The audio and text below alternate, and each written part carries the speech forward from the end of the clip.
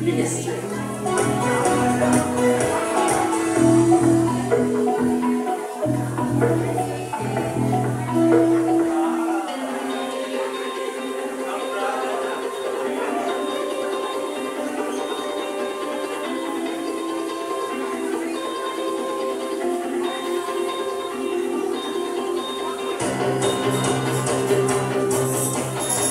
Praise God!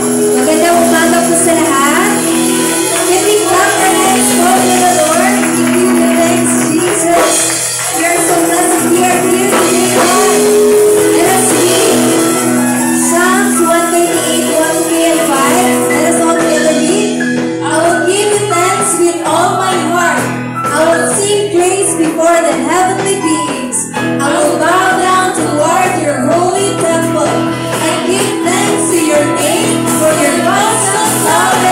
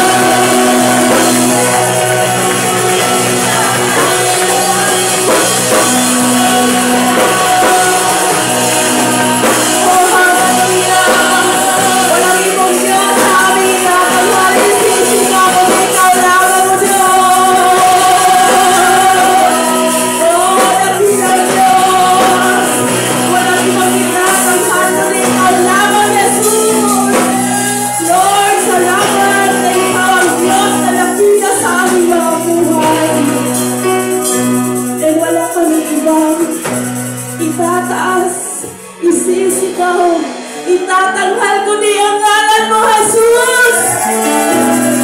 Sapagkat walang ibang Diyos na makapangyarihan, walang ibang Diyos na nalakilain kundi ikaw lamang. Kaya sa araw na ito, ikaw, Panginoon, at walang ibang pupurihin kundi ikaw lamang, Jesus.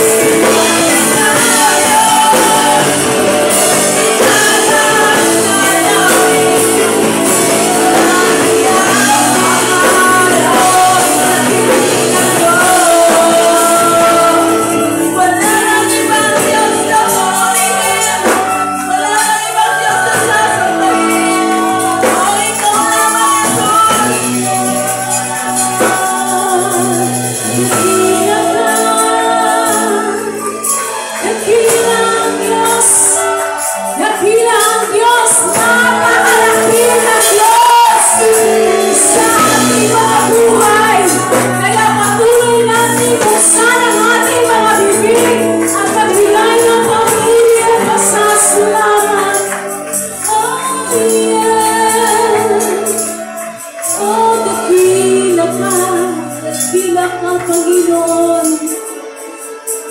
Salamat sa kadakilaan mo sa buhay namin. At ito ay nagpapatunay na apart from you, Lord, we are nothing. That's why we will continue, Lord, to humble ourselves before you, declaring, humbling, and declaring that you are our God. You are our great big God. And you never fail to provide. You never fail to love us.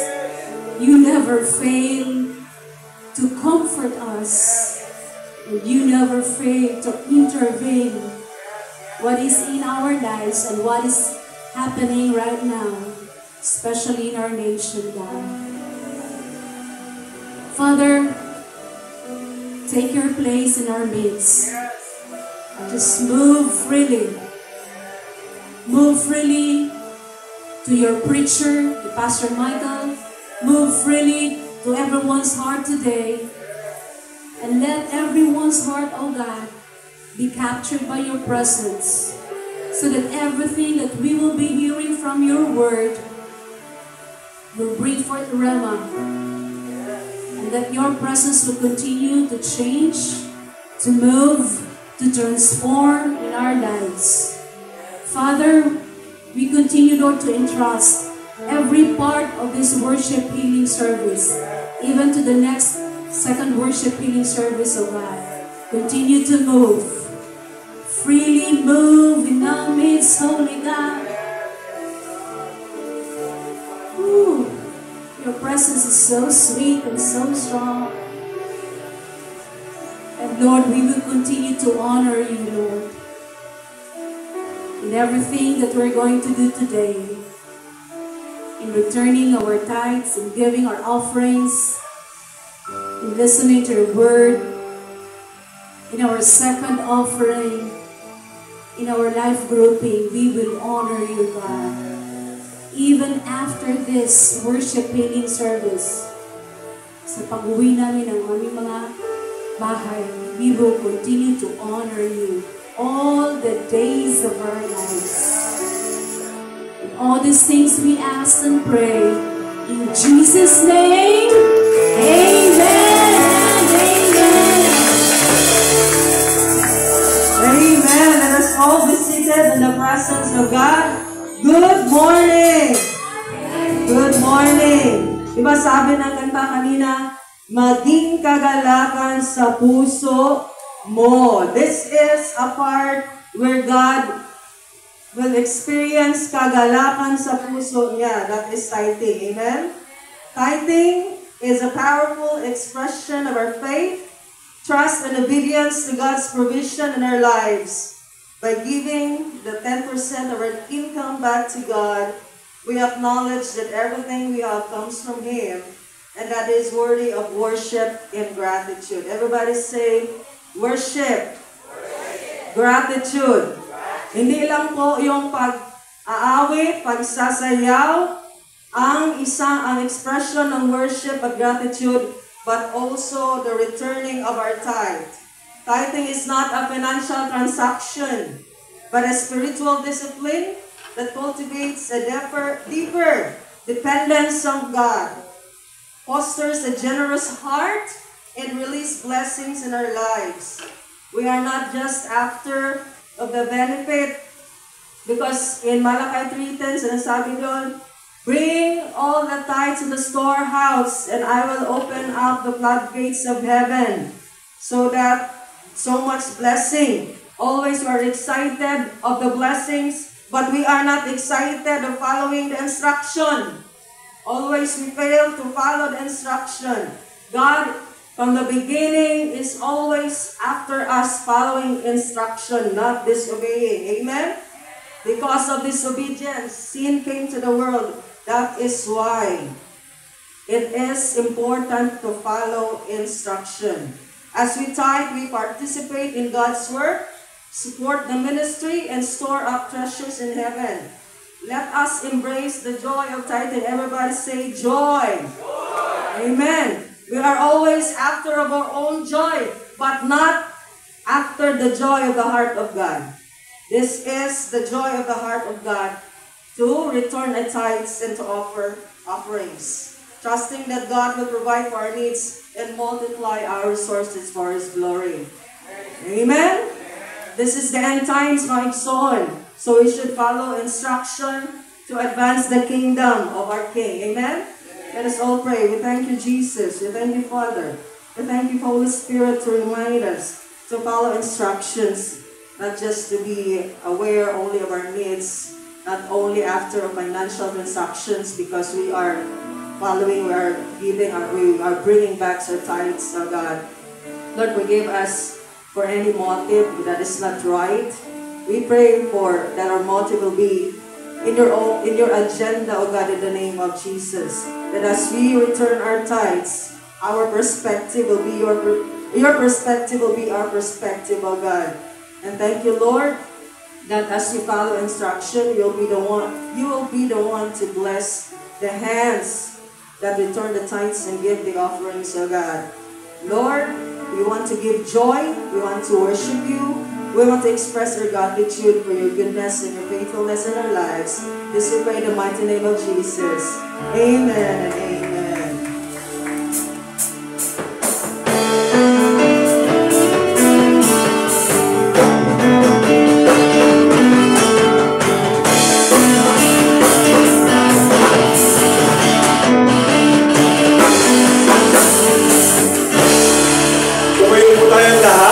Bigyan natin ng 1 minute na standing ovation ang presensya ng Diyos.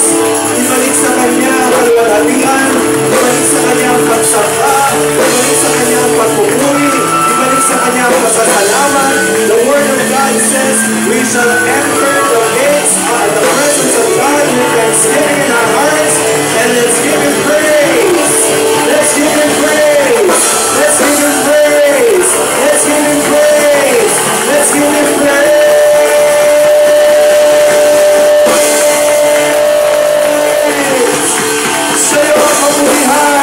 Sa'yo ang pagsamba, sa'yo ang aming masasalamat, sa'yo ang aming pagtitiwala, sa'yo ang aming pananampalataya, sa'yo ang aming buhay, sa'yo ang aming paglilingkod, sa'yo ang aming kalakasan.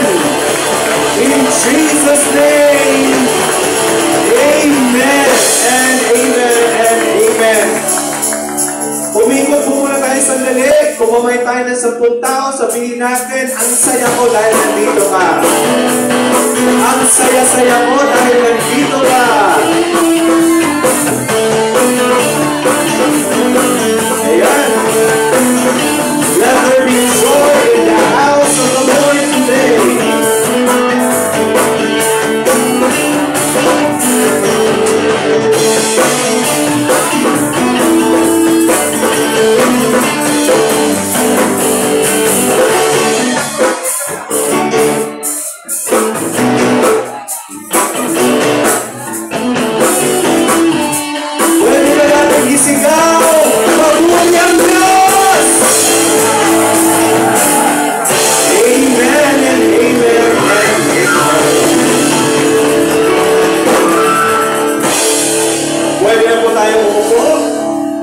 Maganda at masayang umaga po sa inyong lahat. Yay! Let there be joy in the house of the Lord today. Praise the Lord. Kamusta na po ang bawat isa? Pinagpala! Masaya! Praise God! All because of God. Alam po ninyo, kung masaya man tayo ngayon, pinagpala man tayo ngayon, ito ay dahil pa rin sa biyaya at habag ng ating Panginoon. Amen? Palakpakan natin muli ang Diyos. Alam po ninyo, napakainit po, hindi lang ng panahon sa mga oras na ito, napakainit ng mga nangyayari sa ating palibot, lalo na po sa ating gobyerno, lalo na sa ating politika.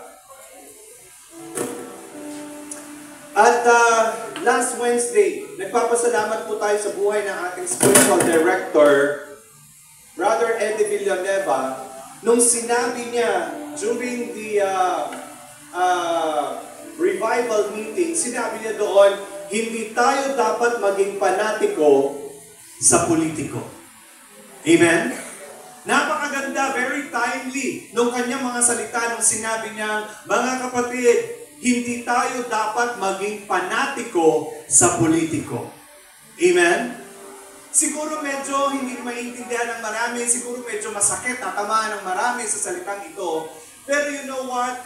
Ito ay isang katotohanan na dapat nating malaman at dapat nating ikabuhay, lalo na tayo na nagsasabing tayo ay mga anak ng Diyos at mananampalataya ng Panginoon.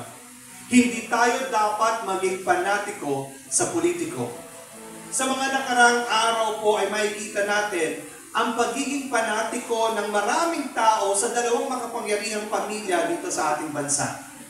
It is very clear that a lot of people right now are political fanatics and people are fighting between these two powerful families in our country. Napakaingay po ng social media, kanya-kanyang siraan, kanya-kanyang batuhan ng mga aligasyon ng kasamaan, at ang nakakalungkot, marami po nag-aaway na.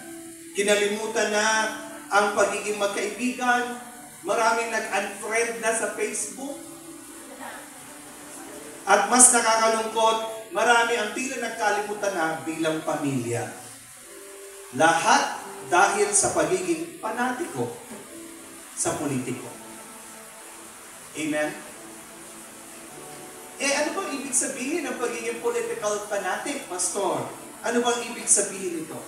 Well, political fanaticism means an irrational, extreme, and unreasonable devotion toward a political figure. In short, it is also a form of idolatry. Ito yung tila pag-uugali or gawi ng maraming tao na sobrang pagtitiwala, sobrang pananampalataya, sobrang paghanga, sobrang pagsunod, buwis buhay na paniniwala at pagsamba sa politiko. Why do I say pagsamba? Abay, napakaraming tao na tila umiikot yung buhay nila sa politiko. Pagising pa lang, tinitingnan na ano nangyari kay Juan. Nasaan na siya? Ano ang ginagawa niya? Hanggang matutulog na lang, napupuyat na lang, si politiko pa rin ang iniisip. Ang tanong, nagagawa mo ba kaya mag-pray at magbasa ng Bible? Amen? Ito po yung sinasabi, hindi naman masama na humanga tayo at maniwala sa mga politiko. But when our devotion and our faith and commitment and faithfulness to them becomes irrational, extreme, and unreasonable, then kapatid, ito ay mahuhulog na sa tinatawag natin political fanaticism. It is already a form of idolatry at ito po ay hindi katanggap-tanggap sa harapan ng Panginoon. Nakakalungkot, marami po ang ganyan, at mas nakakalungkot maging sa mga tinatawag na mananampalataya sa Panginoon ay tila hindi na nakabantay sa kanilang mga buhay at nahulog na ng mga panatiko sa mga politiko. Tila may ganyan o kawangis na istorya po sa Biblia. Tignan po natin ang unang Samuel 8:1-9. In 1 Samuel 8:1-9, we will see a somehow parang pareho na istorya sa mga nangyayari ngayon. Ang sabi ng salita ng Diyos, in his old age, Samuel retired and appointed his sons as judges in his place. Joel and Abijah, his oldest sons, held court in Beersheba. But they were not like their father, for they were greedy for money. They accepted bribes and were very corrupt in the administration of justice. Finally, the leaders of Israel met in Ramah to discuss the matter with Samuel. They told him that since his retirement, things hadn't been the same, for his sons were not good men. Give us a king like all the other nations have, they pleaded. Samuel was terribly upset and went to the Lord for advice. Do as they say, the Lord replied, for I am the one they are rejecting, not you. They don't want me to be their king any longer. Ever since I brought them from Egypt, they have continually forsaken me and followed other gods. And now they are giving you the same treatment. Do as they ask, but warn them about what it be like to have a king. Mga kapatid, rejecting God and rejecting His kingship or leadership upon our lives is disastrous. Yung hindi natin pagtanggap sa pamumuno at paghahari ng Diyos sa ating mga buhay ay isang napakapanganib na pangyayari sa kahit kaninong buhay. Entrusting our life and future to the hands of men is dangerous. Yung ibibigay at pagkakaloob natin, yung ating buhay at ating future, ang ating kaugmahon, ang ating kinabukasan, sa kamay ng mga tao ay napakapanganib, napakamakapanganib na pangyayari. And seeking fulfillment and satisfaction from men is vain and disappointing. Kung ang hinahanap natin na satisfaction, completeness, wholeness sa buhay natin ay sa kapwa natin tao, kapatid, mahuhulog lang yan sa napakalaking disappointment at makikita natin na walang silbi ang ginawa natin na pagiging panatiko. Amen? Kaya nga po today, tignan po natin bakit ba napaka-importante na umalis tayo sa mindset or sa character or sa addiction ng pagiging political fanatic at i-trust lang natin ang Panginoon sa lahat ng aspeto ng buhay natin, maging ng gobyerno, sa ating mensahe na pinamagatan natin, in God we trust. Pwede ba isigaw natin? In God we trust. Sa Diyos lang tayo magtitiwala. Basahin po natin muli yung kwento sa unang Samuel 8:1-9, this time sa wikang Filipino. Nang matanda na si Samuel, pinili niya ang mga anak niyang lalaki na maging pinuno ng Israel.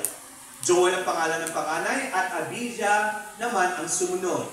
Pareho silang namuno sa Beersheba, pero hindi sila gaya ng kanilang ama. Gahaman sila sa pera, tumatanggap ng suhol at binabaluktot ang katarungan. Kaya nagtipon ang lahat ng tagapamahala ng Israel at pumunta kay Samuel sa Rama. Sinabi nila, matanda na po kayo at ang mga anak ninyo'y hindi naman sumusunod sa inyong mga pamamaraan. Ngayon, bigyan niyo po kami ng hari na mamumuno sa amin gaya ng ibang bansa na mayroong hari. Pero sumama ang loob ni Samuel sa hiniling nila, kaya nanalangin siya sa Panginoon. Sinabi sa kanya ng Panginoon, gawin mo ang ipinapagawa nila sa iyo. Hindi ikaw ang tinatanggihan nila kung hindi ako. Mula nang ilabas ko sila sa Ehipto hanggang ngayon, itinakwil nila ako at nagsisunod sa ibang mga Diyos. Ngayon, ganyan din ang ginagawa nila sa iyo. Kaya gawin mo ang kahilingan nila, pero bigyan mo sila ng babala kung ano ang gagawin ng haring mamumuno sa kanila. Then and now, noon hanggang ngayon, napakaraming tao po, ang tila ba they are rejecting God in their lives and they are rejecting the will of God in their lives. Napakaraming tao na mula man hanggang ngayon tila ayaw sa Panginoon at ayaw sa Kanyang kalooban. Marami ang ayaw na pagharian sila ng Panginoon.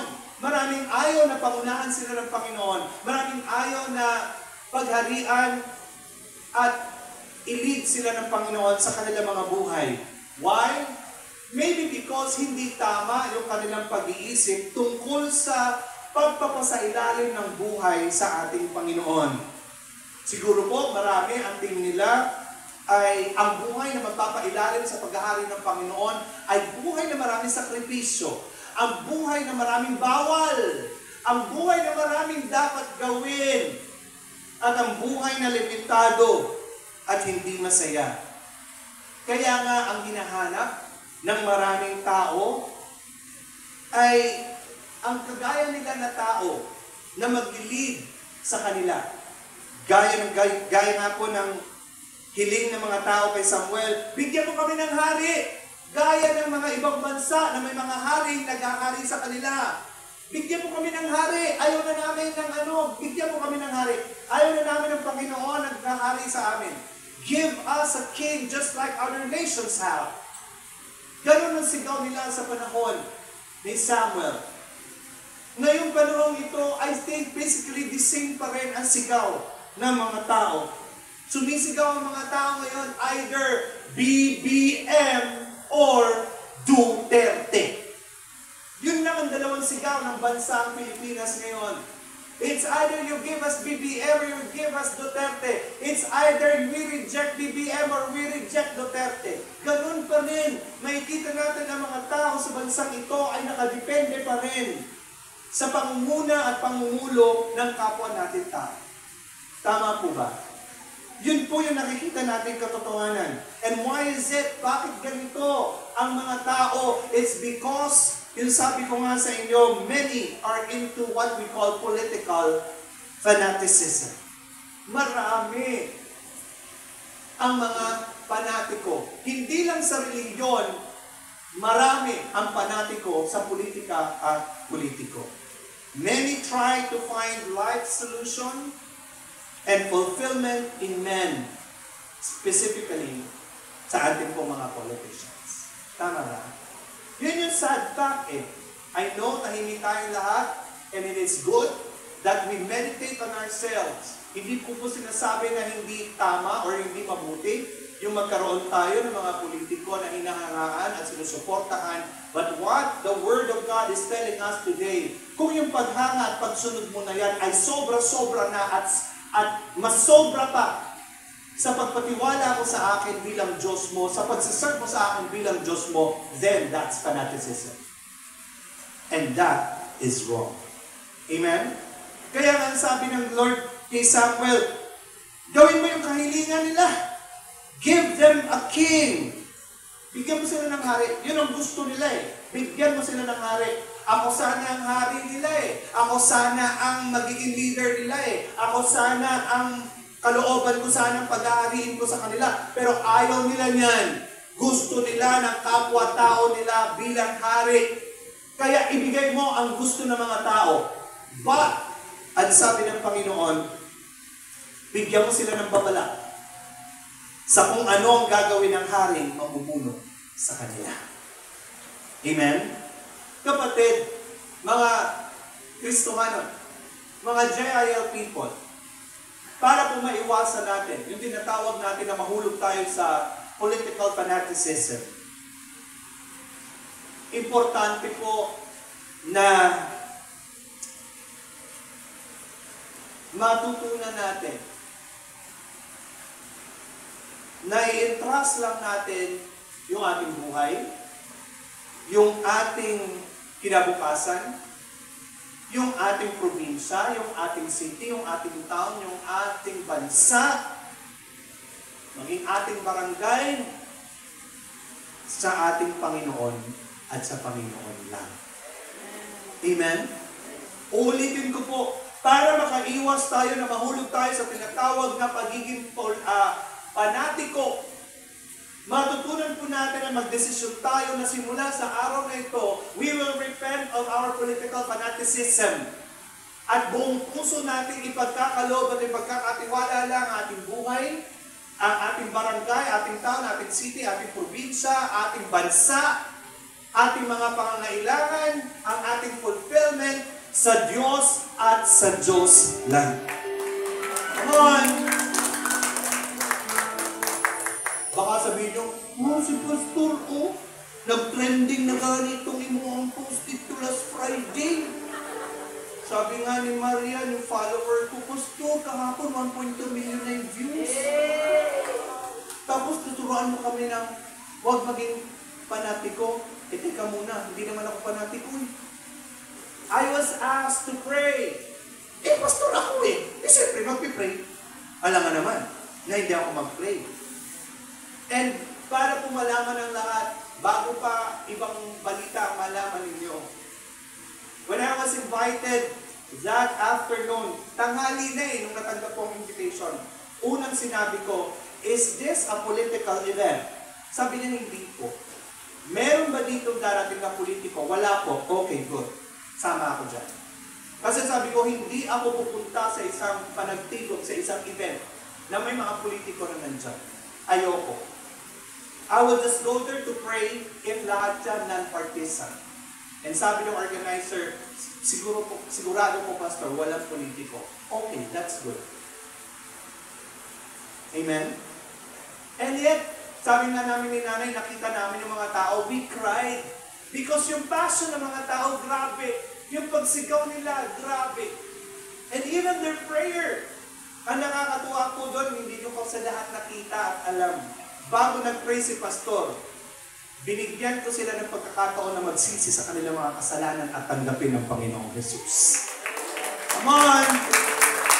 Dahil sabi ko, hindi tayo bibingkin ng Panginoon kung hindi tayo magsisisi sa ating mga kasalanan dahil ang kasalanan ang hadlang sa ating prayer. Kahit marami tayo at kahit gaano kaganda ang prayer natin, hindi tayo pakikinggan ng Panginoon kung hindi tayo magsisisi sa ating mga kasalanan, including, sabi ko sa kanila, yung pagsigaw ninyo na bangag ang ating presidente. That is a sin.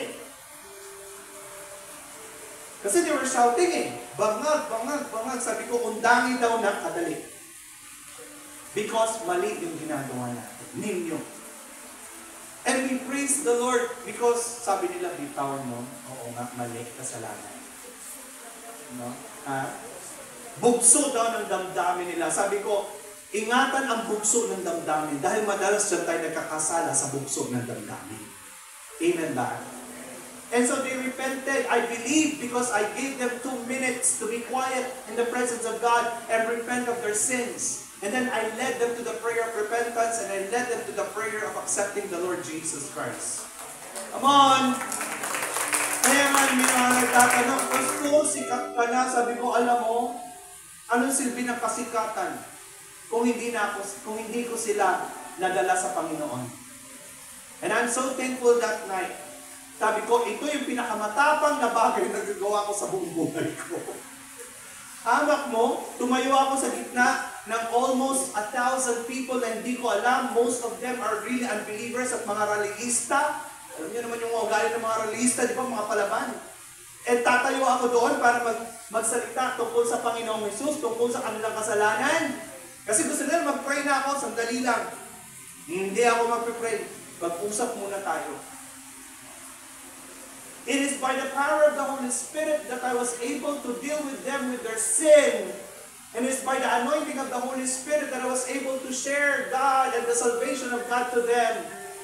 And sa grasya ng Panginoon, I would like to believe na lahat na sila nag-pray, pero I would like to believe na many of them sincere sa kanilang pag-ampo or pag-pray ng gabi niyo. Amen? Palakpakan natin ang Panginoon. Sabi ko sa kanila, wala sa tao ang pag-asa natin. Wala sa politiko ang pag-asa natin, gatekeeper. Wala.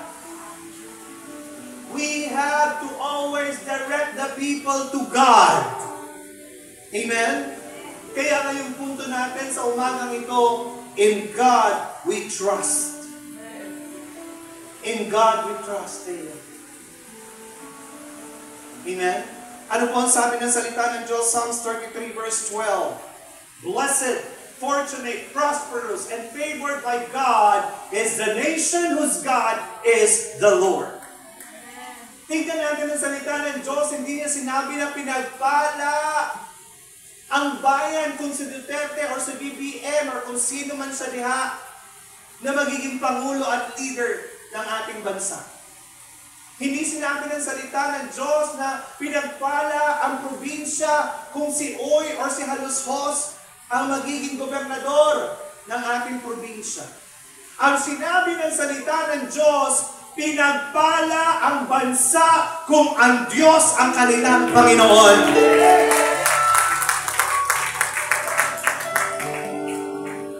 Kaya nga ako, maling-mali talaga yung political fanaticism. Why? Dahil yung mga tao na panatiko, sinasamba nila yung mga politiko bilang kanilang tagapagligtas. Sinasamba ng maraming tao yung mga politiko na tila ba, ikaw ang tagapagligtas namin.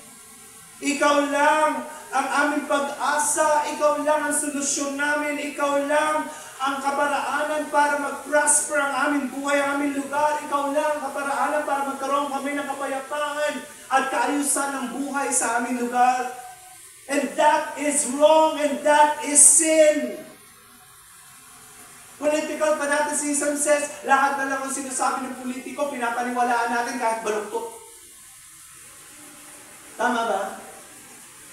Lahat na lang ng gagawin nila, kinakampihan natin at pinaglalaban natin at willing tayo makapag-away para lang sa kanila. Kapatid, ito pa yung masama sa political fanaticism. We turn a blind eye and a deaf ear sa mga ginagawa o sinasabi nila na mali. Alam mo, mali. Pero tinatanggap mo pa rin at pinaglalaban mo pa rin yung ginagawa at sinasabi nila. Somebody asked me online, hindi ko siya kilala, nakita niya lang yung post. Sabi niya, excuse me sir, sabi niya, why are you praying for somebody who said God is stupid? Why are you praying for somebody who killed people? Ang sagot ko sa kanya, sir or ma'am, we cannot fool God. Kung ano ang itinanim natin, yun ang aanihin natin. And sabi ng salita ng Diyos, we must pray for all people. So I am there praying for him. Hindi ibig sabihin that I am approving of everything that he did. What he needs right now is prayer for salvation, for deliverance, for help. That's why I was there. And natahimik siya. You see, itong problema sa mga panatiko. Lahat na lang hinahanapan nila ng mali. Lahat na lang hinahanapan nila ng kukontra sa kanilang mga paniniwala at willing silang mang-away. Maging sa mga tao na wala namang ginagawa. That is the problem. Kapatid, when we put our hope in politicians who are just a mere man like anybody else is wrong. I-check natin yung mga puso natin. Sabi ko nga, hindi masama na humanga tayo at sumuporto tayo kahit kaninong kandidato. It's your right. Hindi po ako makikialam dyan. Kung kayo man ay sa kanya, go! Pero i-check natin yung mga puso natin. Baka mamaya, umiikot na yung buhay natin sa politikong ito. At lahat na lang ang sinasabi at ginagawa niya, inaaprobahan natin kahit mali. Because when we put our trust and faith in the hands of men, is wrong. Why? Huwag po natin kalilimutan na tao lang din sila. Tao lang din sila, kahit sabihin pa natin mas may makapangyarihan sila sa atin, mas may alam sila sa atin, mas may pinag-aralan sa atin, the truth remains na nagkakamali pa rin sila, may kahinaan pa rin sila, at may limitasyon din sila kagaya natin. Come on! Mga kapatid, pakinggan po natin ang salita ng Diyos. Ang sabi ng Psalms 118 verse 9, it is better to take refuge in the Lord than to trust in princes. It is always better to take refuge in the Lord than to trust ito mga taong may kapangyarihan. Psalms 146 verse 3, do not trust in princes, in mortal men in whom there is no salvation or help. Tama po ba? Ang sabi ng salita ng Diyos, huwag tayong magtitiwala ng buong buo sa mga tao may kapangyarihan na kagaya natin ng mga tao dahil walang kaligtasan sa kanila. Dahil sila mismo nangangailangan ng kaligtasan. Amen? And then Jeremiah 17:5, thus says the Lord, cursed is the man who trusts in and relies on mankind, making weak, faulty human flesh his strength, and whose mind and heart turn away from the Lord. Ito po yung pakinggan natin. Ang sabi ng salita ng Diyos, sumpain ng tao ang nilalang na nagtitiwala at nagre-rely lamang sa tao. Ginagawa niya na ang taong ito, ang politikong ito, ang kanyang kalakasan at yung kanyang puso at kaisipan ay lumalayo na sa Panginoon. Ang sabi ng Diyos, kapag ganito tayo, political fanatic, sumpa ang darating sa atin. Amen? I believe yung mga nangyayaring kaguluhan ay isa na rin sumpa. Why? Because tayong Pilipino, pagdating talaga sa politiko, willing tayong magpakamatay. Tama ba? Willing tayong makipag-away. Kahit mali na yung mga stand nila. And I think this is just, part of sinasabi katotohanan ng salita na susumpain ng tao na panatiko, sumasamba, sa kapwa-tao. Amen? Mga kapatid, paalala lamang po ito ng salita ng Diyos sa atin. Sabi ko nga, mainit sa Pilipinas ngayon. Hindi lang mainit ang hangin, hindi lang mainit ang climate, mainit ang mga kaganapan sa politika. But then, kapatid, paalala po, we will not find genuine satisfaction nor lasting fulfillment in trusting man, however great that man is. Hindi po natin makukuha ang kompletong fulfillment and satisfaction sa kung sino mang tao, gaano man siya kasikat, gaano man siya kapangyarihan, gaano man siya kayaman, gaano man siya kadakila. We will not find satisfaction and fulfillment sa tao. Amen? Kapatid, look at what happened. Tingnan natin yung mga nangyayari ngayon. Di ba? We trusted our politicians. Hindi ba we trusted in their promises? And yet, kamusta naman? Kamusta naman ang 20 kilo ng bigas? Kamusta? Na-deliver po ba lahat ng kanilang mga promises? Na-fulfill ba lahat? Ang sagot natin dyan, hindi lahat. Kahit sino pa man ang umupo, hindi lahat ng promises na ibibigay. Dahil ang mga promises ay panguuto lamang sa ating lahat. Of course, they will give us promises para mauto tayong lahat at mapaniwala na sila ang karapat-dapat iluklok sa posisyon. And ang problema sa atin, we are so fanatic na kahit klaro na inuuto tayo, kagaya ng 20 kilo ng bigas, go pa rin tayo. Amen? Kapatid, ano nangyayari pagkatapos nito? Then the people are grumbling. The people are murmuring. And we find ourselves frustrated and nagsisisi. Hindi ba when you look at the social media, ang daming nagmahal, hindi nagsisisi kami. Tama po ba? And marami sa atin ang hindi pa rin natututo dahil sa susunod na eleksyon, magiging panatiko ulit tayo sa mga politiko regarding them as our saviors, deliverers, and providers. Yun yung nakakalungkot. And ang prayer po natin, that's why this message is being given today. I believe it's from the Lord dahil iba yung nakaready ko na mensahe. But because of what happened, ito yung naging mensahe ngayong umagang ito. Ang prayer ko, hindi tayo makasali sa mga tao na political fanatics. We are there to support, we are there to pray for them, but hindi natin iikot ang buhay natin sa kanila. Sa Diyos iikot ang ating buhay, hindi sa kapwa-tao. Amen? Tignan niya po natin nangyari. Sabi ng mga tao, ikaw ang aming deliverer, ikaw ang aming pag-asa, ikaw, bukuyod kunin mo, makita ko gwapo, ikaw yun. And yet, tignan natin, hindi ba kabaligtaran madalas na nangyayari? Look at what 1 Samuel 8:10-16 has to say. Anong sabi ng salita ng Diyos? Sinabi niya, ito ang gagawin ng hari na mamumuno sa inyo. Kukunin niya ang mga anak ninyong lalaki at gagawin niya mga sundalo. Ang iba'y gagawin niyang mga ngarwahe, mga ngabayo at ang iba'y mauuna sa kanyang karwahe. Ang iba sa kanila ay gagawin niyang opisyal na mamamahala sa 1,000 sundalo at ang iba naman sa 50 sundalo. Ang iba'y pag-aararuhin niya sa kanyang bukid at ang iba'y pag-aanihin ng mga pananim niya. Ang iba naman gagawin niyang manggagawa ng mga armas para sa digmaan at ang mga kagamitan para sa kanyang karwahe. Kukunin niya ang mga anak ninyong babae at gagawin niyang mga manggagawa ng pabango o sinera at panadera. Kukunin niya ang pinakamaganda ninyong mga bukid, mga ubasan, mga taniman ng olibo at ibibigay niya ang mga ito sa mga tagasunod niya. Kukunin niya ang 10 bahagi ng inyong mga trigo at mga ubas at ibibigay niya sa mga opisyal at iba pang niyang mga tagasunod.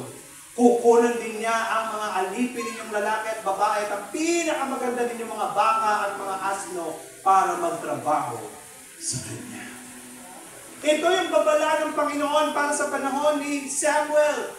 Sabi ng mga tao ni Samuel, give us a king, gaya ng meron ng ibang bansa. At ang sabi ng Diyos, okay, ibigay mo yung gusto nila, pero ibigay mo ang babalang ito. Humihingi kayo ng kapwa-tao na mangunguna sa inyo. Ito ang mga posibilidad na mangyayari sa inyo.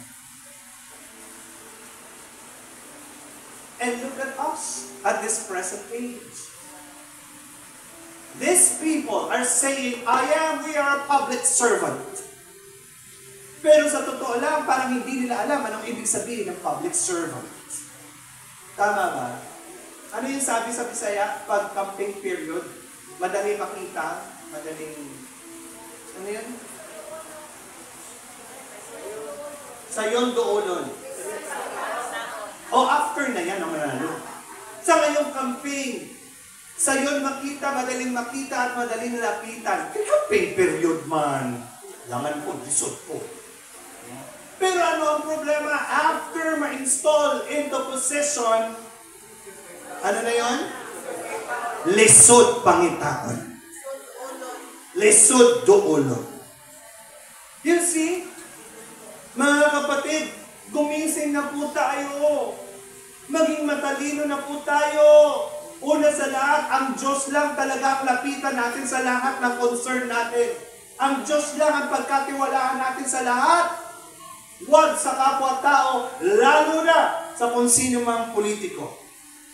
Kabaligtaran na po kasi ang nangyayari. Hindi naman po natin nilalahat, pero madalas, once in power, nang-aabuso na sila ng kanilang kapangyarihan. Amen? Ngayon lang yan sila mabait. Sabi ko nga, tanggalin na natin sa equation yung pagiging makadiyos kasi ngayon panahon ito makadiyos silang lahat. Sisimba yan sa lahat ng simbahan. Kahit sa simbahan ni Satanas, papasok yan, makakuha lang ng boto. Kaya sabi ko, tanggalin natin sa equation yung godliness. Dahil hindi mo makaklaro sino talaga yung totoong godly. Amen. Kapatid, tignan mo ang nangyayari. Instead na sila ang mag-serve sa public, dahil public servant sila, once in power, sino naman ang nagsaserve sa kanila? Tayo. Diba? Kayo. Ang mga taong panatiko, kayo na yung parang aso na susunod-sunod sa mga politiko. Always asking and asking and asking and depending on the ayuda, AX, and etc. Yakap. At sila naman ay nasa mataas na posisyon at tuwang-tuwa sila kapag tayo sunod ng sunod sa kanila. Pumapalakpak sa kanila. Kapatid, instead na ang pangangailangan at kabutihan natin ng mga mamamayan ang priority agenda ng marami sa kanila, yung pangangailangan at benepisyo nila ang palaging una at agenda sa kanila. Amen? Hindi naman lahat, pero marami ang nagpapayaman sa gobyerno at sa posisyon. Kung nakita nyo nga yung bubble gang, anong sabi doon ng mga politiko? Sabi niya, pag ako nanalo, sabi niya, magnanakaw ako sa kaban ng yaman. At sabi niya, at least, honest ako. Sabi niya naman ng isa, pag ako nanalo, magsha-shopping ako sa iba't ibang bansa, bibili ako ng mga mamahaling bags at sapatos. At least, honest ako. Sabi naman ng isang politiko sa babugang, pag ako nanalo, mambababae ako dahil ako'y babaero. At least, honest ako. Ganyan naman talaga yung nangyayari, hindi po ba? Tama ba? Natatawa tayo, pero sa totoo lang, may katotohanan ang mga ipinapakita ng mga shows na kagaya nila. Honest talaga sila. Honest na mandarambong. Kapatid, pakinggan po natin ang sinabi ng Panginoon. Sabi ng Panginoon, pag dumating na ang araw na yon, dadaing tayo sa Kanya dahil sa kalupitan ng pinuno na pinili natin. Pero ito po ang nakakatakot. Ang sabi ng Kanyang salita, pero hindi ko kayo sasagutin. Sabi ng Diyos, okay, gusto nyo? ng haring ito, ang sinasabi ng Diyos, I'm giving you qualifications na klaro sa aking salita. Ito ang piliin nyo. Pero ayaw nyo, gusto nyo ng Pangulong ito, gusto nyo ng gobernador na to, gusto nyo ng mayor na to. Okay, go! Go! Piliin nyo siya. Pero darating ang panahon, magsisisi kayo dahil nahihirapan kayo under their leadership. And you will pray to me and I will not answer. Ang sabi ng Panginoon, hindi nakakatakot dun eh.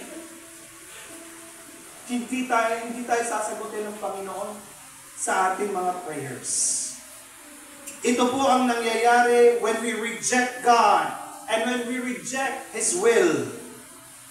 Kapag hindi po tayo nagpapailalim sa Kanyang kalooban at sa pagiging panatiko natin sa mga political leaders natin, we will cry for deliverance but God will not answer. Tila ba sinasabi ng Panginoon, di ba yan ang gusto niyo? Go. Kaya nga ngayong umagang ito, ang prayer po natin sa lahat ng naririto, sa lahat ng nanonood ng ating broadcast, it's about time that we repent of our fanaticism. It's about time isalikway na natin ang fanaticism and let's go back to God, our King, our leader, our Savior, our provider, our deliverer. Huwag po natin kalilimutan, yes, God is love, but God is a jealous God. Huwag natin kalilimutan ang karakter na ito ng Panginoon. He is a jealous God. Ang ibig sabihin, hindi gusto at kalooban ng Diyos na meron pa tayo ibang idolo kung hindi siya. Meron tayo ibang leader kung hindi siya. Hindi gusto at kalooban ng Diyos ay pinagkakatiwala natin ang ating buhay sa iba. Hindi gusto at kalooban ng Diyos na maging panatiko tayo sa ibang mga political leaders.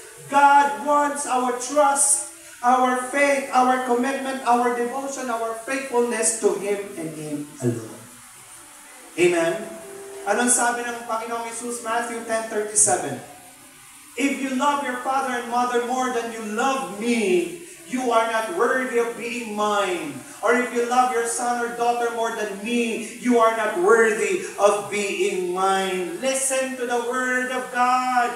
Ang sabi ng Panginoon, kung mas mahal mo yung kapamilya mo kaysa sa akin, hindi ka karapat-dapat sa akin. Na kung ganito ang katotohanan ng Panginoon, lalo naniniwala ako, lalo na kung mas mahal natin ang mga politiko, lalong ayaw ng Diyos, sasabihin ng Diyos, mas mahal mo ang politikong yan kaysa sa akin, mas may time ka sa politikong yan kaysa sa akin, mas willing ka mag-sacrifice para sa politikong yan kaysa sa akin, then sasabihin ng Diyos, hindi ka karapat-dapat sa akin.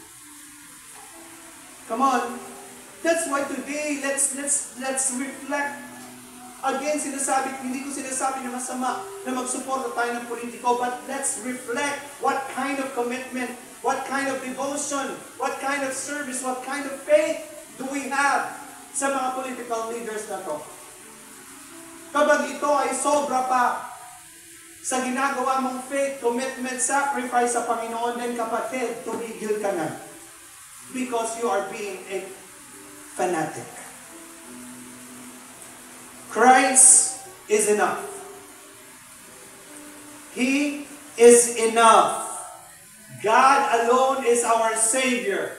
God alone is our hope. God alone is our deliverer. God alone is our provider.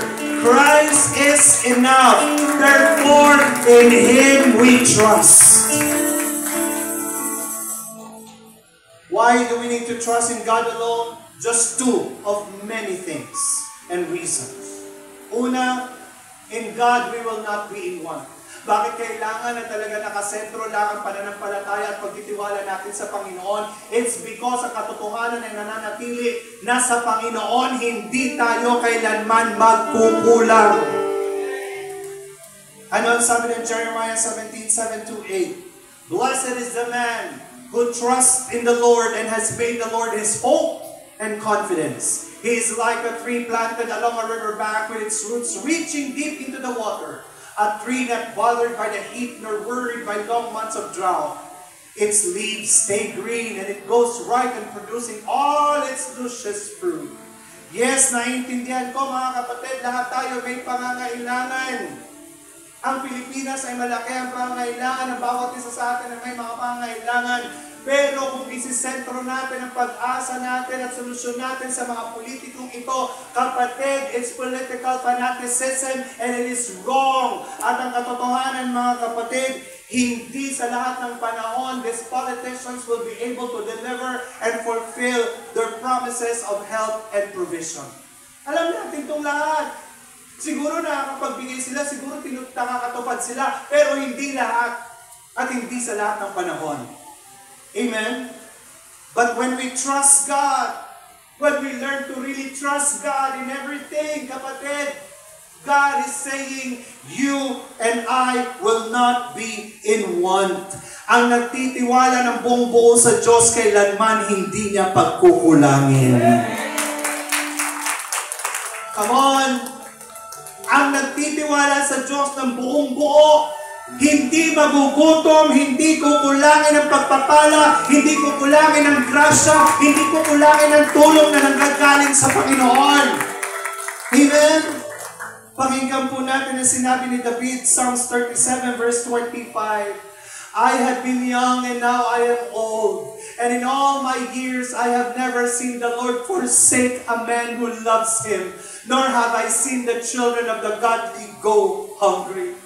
Sabi ni Haring David, noon bata ako at ngayon ako'y matanda na, at sa lahat ng taon na itinagal ko sa mundong ito, hindi ko kailanman nakita na nagpabaya ang Diyos sa pangangailangan ng mga taong nagmamahal at nagtitiwala sa Kanya. Hindi ko nakita na ang mga anak ng mga taong nagtitiwala sa Kanya ay namamalimos dahil sa gutom. My dear friends, this is the truth. Sa politiko, para tayo mga namamalimos. Tama ba? We come to these politicians, we ask for help, we ask for ayuda, nagsunod-sunod tayo, nasa si Kuanto, adito, hala, sige, ato dito, pangayo, pangayo, pangayo, pangayo. And the truth is, hindi sa lahat ng panahon na pagbibigyan tayo because again, these people are limited. Ang katotohanan na nanatili when we ask God, when His Word remains in us, and when we remain in the Word of God, ang sabi ng salita ng Diyos, ask whatever you wish, and it shall be given you. Come on! That's why, mga kapatid, gumising na po tayo. Sa Diyos lang po tayo magtiwala. At panghuli, bakit sa Diyos lang tayo magtitiwala? Because in God, we will not be forsaken. Kahit kailan ang mga nagtitiwala sa Diyos, hindi pababayaan, hindi iwanan, hindi iwawaksi ng Panginoon. Psalms 9 verse 10. And those who know your name, who have experienced your precious mercy, will put their confident trust in you. For you, O Lord, have not abandoned those who seek you. Amen. Kapatid, ang katotohanan, politicians will not always be there for us. Hindi kailanman palaging available, ready ang politicians para sa atin. Hindi kailanman. Kahit sabihin pa nila na iboto niyo ako, madali lang akong hanapin at lapitan. Bola lang yun. Dahil ang katotohanan, how can it be na tao ka lang? Hindi ka kagaya ng Diyos na everywhere all the time. Kapatid, politicians will not always be there for us. Sabi nga, pag nanalo na, mahirap nang malapitan at hanapin. Pero ang magtiwala ng buong buo sa Panginoon, His presence will always be with us. Ang magtiwala ng buong buo sa Panginoon, sasamahan ng presensya ng Diyos sa lahat ng panahon, sa lahat ng season, sa lahat ng oras, sa lahat ng araw, sa oras man ng kalungkutan at kasiyahan, sa oras man ng pangailangan at kasaganaan, God will always be with those who trust Him. He will never leave us or forsake us. He will always be a prayer away. Now, I guess one of the things or reasons why nakaiyak ko last Friday when I saw the people Hindi lang because nakaiyak ako, nag-touch ako sa kanilang pagiging patriotic. That was very clear. Makabayan ang mga tao. Naiyak ako dahil sobrang pagmamahal nila sa dating presidente. But then when they just keep on shouting Duterte, deep inside me, nakahilak ko kay ganun di man ang ginawa nilang tawagon? Ganun di man ginawa nilang tawagon? Why are they so passionate in calling the name of this politician? At kung ikukumpara mo, hindi sila passionate sa pagtawag sa Panginoon.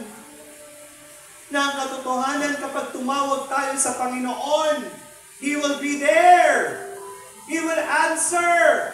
Lalo na kung tayo nagtatapat sa Kanya at nananampalataya sa Kanya. Remember this, God is always a prayer away. Yun ang katotohanan.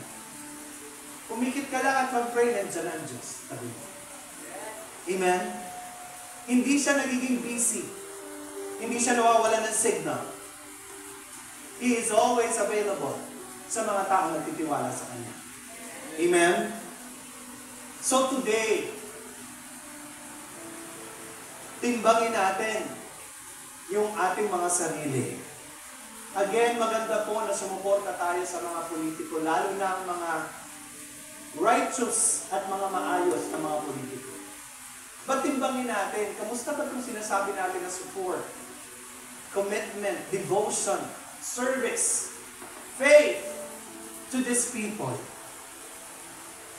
Let us repent of our political fanaticism. Let us repent of making politicians our hope, our salvation, our deliverer, our provider. Yung di na ba sabihin mo, na kung dili ko tagaan na niya, maunsa na lang po. Na kung hindi niya ako tulungan, maunsa na lang po. Kapatid, God is a jealous God. Ang dapat tanong natin is, Lord, kung hindi mo ako tutulungan, saan ako pupulutin? Lord, kung hindi mo ako sasamahan, saan ako pupunta? Lord, kung wala rin akong pupuntahan, wala akong kaligtasan, wala akong pag-asa. Yun ang tamang pag-iisip ng bawat isa natin. Christ alone is our salvation. Huwag po natin kalilimutan. Christ alone is our only hope. Christ alone is our only deliverer. Christ alone is our only provider. Let us put our wholehearted trust and faith and devotion to God. For Christ is enough. Christ is the answer to all of our life's questions, needs, and longings. Mga kapatid, our nation is in a critical crossroad. Hindi natin alam ang mga posibleng mangyari sa mga susunod na araw. People predict there will be kaguluhan, dami, puro negatibo. Kapatid, it's time to go back to God. Sabi ng salita ng Diyos, if my people who are called by my name will humble themselves and pray and turn from their wicked ways and seek my face, then I will hear from heaven and heal their land. Nasa ating po, tayo ang tinitignan ng Diyos sa ating response sa crisis na kinakaharap ng bansa. Hindi tao, hindi politiko ang solusyon. Ang Panginoon ang solusyon. Amen? Tumayo po tayong lahat, palakpakan natin ang Panginoon. Sige po, yung mataas na palakpak, pagsamba, pasasalamat, paghanga, commitment, adoration. Let's declare Jesus is our salvation. Jesus is our hope. Jesus is our deliverer. Jesus is our provider. Jesus is our healer. Jesus is our King. Jesus, Jesus, Jesus, Jesus, Jesus, Jesus, Jesus, Jesus.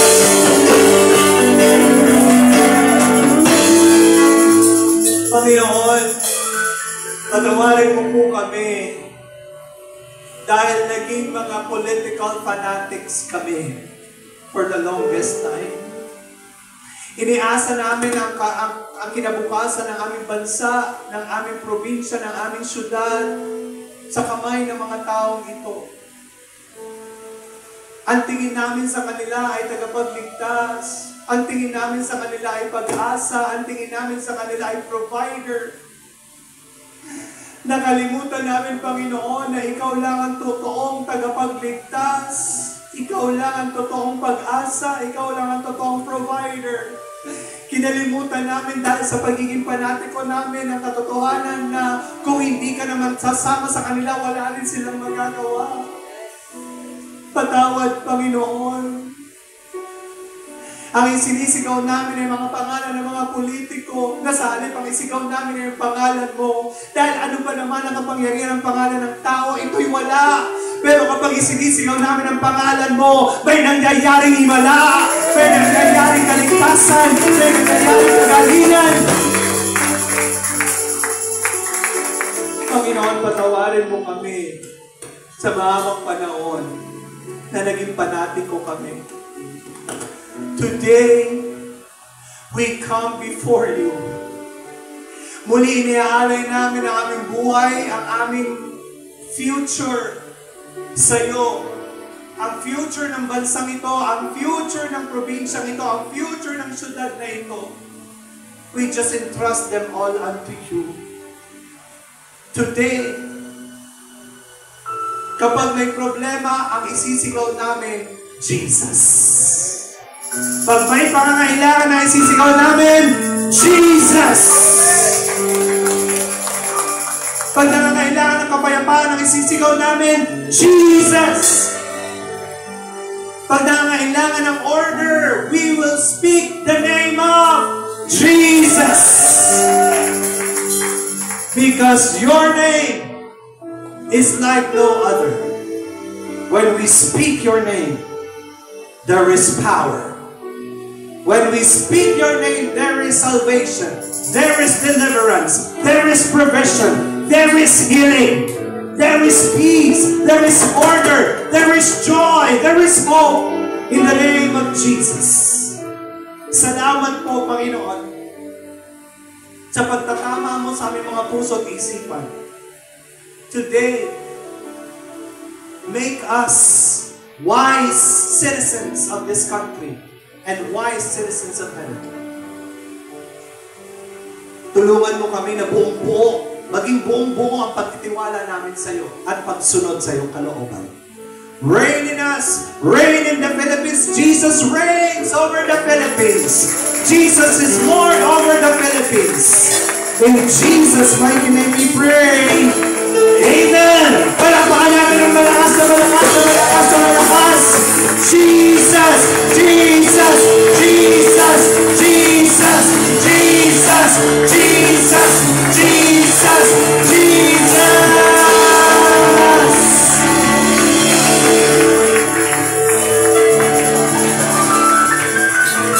Pwede na po tayong umupo. And now is our second offering time.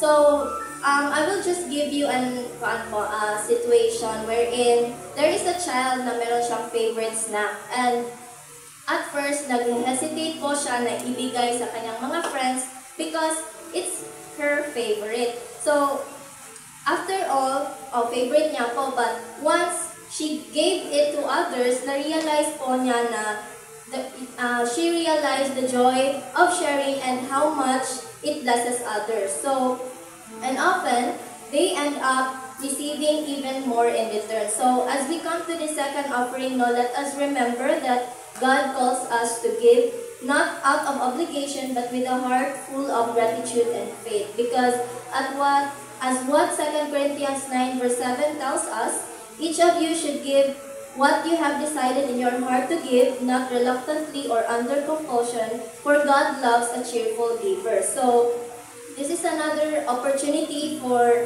each one of us to sow in God's work, to support the church ministry and missions and all the people na nangangailangan. And we can trust that as we give, God will continue to take care of us, supplying all our needs according to His riches in glory. So if we are ready to give wholeheartedly, let us prepare our offerings and let us pray. Father God in heaven, we thank you for the opportunity na makapagbigay po kami ulit. We recognize that everything we have comes from you, and we give today with grateful and cheerful hearts. Bless this offering, Lord, and let it be used to further your work, to help those in need, and to bring glory to your name. All things we ask in Jesus' name we pray. Amen. Hallelujah! Ibalik natin ang pasasalamat, pagpupuri sa dakilang Diyos.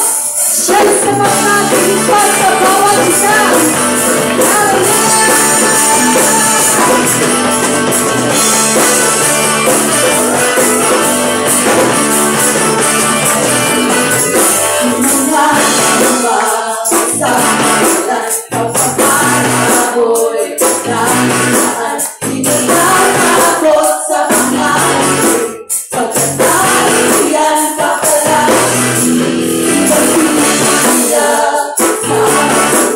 Ang pagkakamoy, sa lubos, di ba